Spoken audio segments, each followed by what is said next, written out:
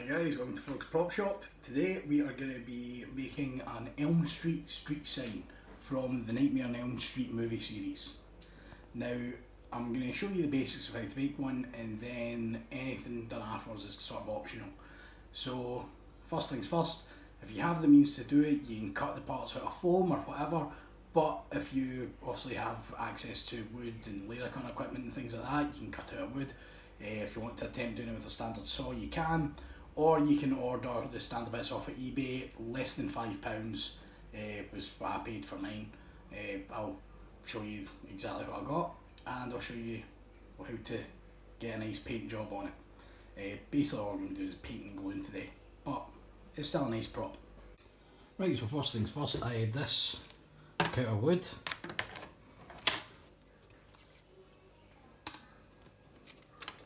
It's also for two parts. Basically the same, and then when it's glued all together after it's been painted, I'll give a nice Elm Street street sign.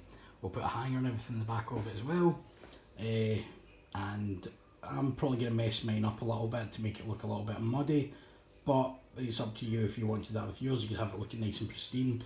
I was also thinking about maybe putting some claw marks down it, which involve just a sawing 4 cuts down it, and then just a little bit of painting inside that just to make it look like metal, a little bit of silver, maybe a little bit of rust in it. So these, which I'll put a link to where I got mine from in the description, and green and white paint.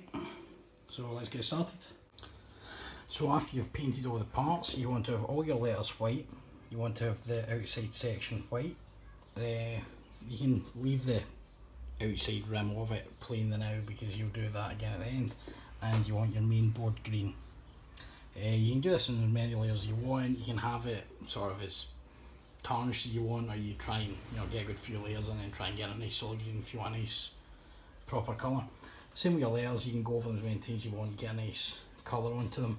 This one's got a wee bit of tarnish in there through the wood. I'm going to have to repaint that, but once all that's done, let it all dry, and then we'll start putting it together. Okay, so the first thing that we're going to glue together is we are going to glue the outside rim on. So we've got that in place first. Once we've glued that in place, we'll be taking this and setting it in the middle.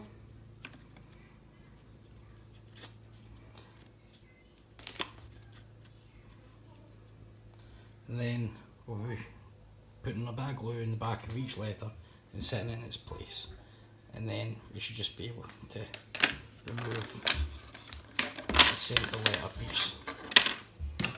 So let's get started on that.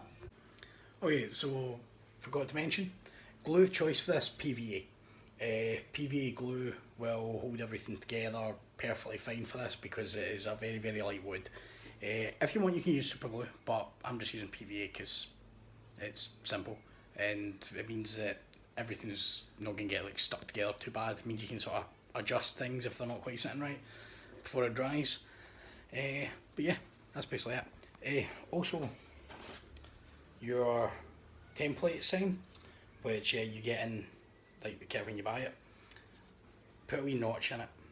You'll see why later on. Okay, so after this has been glued together, give round the edges a little touch up. Touch up any way you want to touch up, but it's fine, we can take care of that later. I just used a brush and a wee bit of white paint just round the edges, so I'm going to have to do a wee tiny bit there as well. But that's fine, that can get done right at the end. So, like I said, take your Elm Street sign template, take a wee notch in it just in case you have to pry it out. And I've put 2 screws in the front of it as well so I can lift it, because this will fit rather snug. And once you have placed the lettering in, because you're going to glue the letter, place it in, then you're going to leave it to dry. And once all dry, hopefully you should be able to grab these 2 screws and lift it out. Now, like I said, it is going to be rather snug, so be careful, give it a little wobble as you go, but not too much because you don't want to disrupt the lettering. So here we go. Okay, so that's that done. I glued everything in place, grabbed the screws, taken off bit by bit, The aim did start to lift, but if you just sort of poke it in as you're lifting, it seems to sit in fine. Everything seems perfectly in place. Doesn't look like anything's not sitting correctly. Okay, so everything I do from here on out is optional. You don't need to do this. If you're happy with your street sign as it is, you could probably blue tack that onto your wall or whatever. You nail it, whatever you want to do. I'm going to put a little hanger hook in the back of it. You can do that yourself any way you want. You can buy the wee hooks or whatever. I've just got a little metal ring there that I'm just going to glue onto the back. Right, I'm going to weather this. And then obviously the sign's usually showing sort of smeared. So I'm going to use a little bit of this brown paint and I'm just going to weather it down a wee bit. Hopefully I'm not going to ruin this because I haven't tried this on wood yet, even though this is, you know, masonry paint. But let's see what happens. Okay, so let's do this.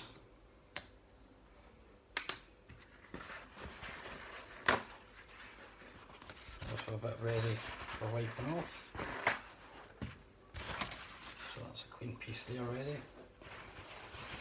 Right, so let's take a bit of the paint. Let's wipe most of it off onto this. You don't want it too much of it. So a little bit on a paper towel, and hopefully this shouldn't go too bad. Oh no, I just knocked the M off. Let's just stick it back down. It looks like it's not been holding on very well. I think I'm going to need to do something with that M. Probably to re-glue it. Hopefully I can get it to stay in place. Right, so this is muddying up quite well.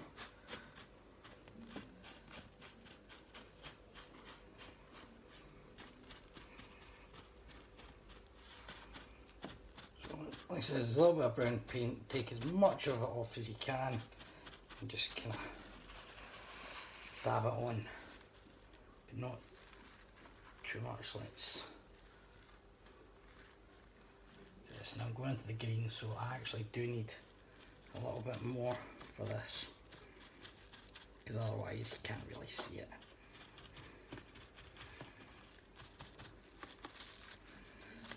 Right, let's just rub it a little bit into the edges.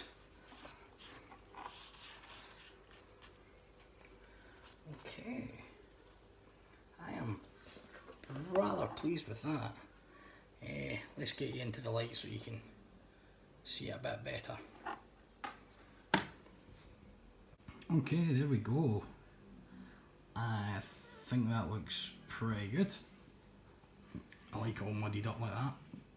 Another thing I was thinking about was taking a saw and doing 4 scores through it, like Freddy's Claws.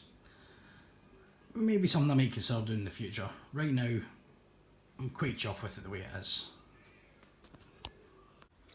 Right guys, so there you have it. It was a little bit of a cheat today because technically what I bought was basically a kit. All I really did was glue it and paint it. But still, I mean, if you're looking for a cheap alternative to the Elm Street signs that you can find online, like a lot of the official ones and stuff like that, or the ready built ones or the metal ones, that is a really good alternative. I think it looks great. I've got all sitting ready. I've got the ring in the back so I can wall mount it.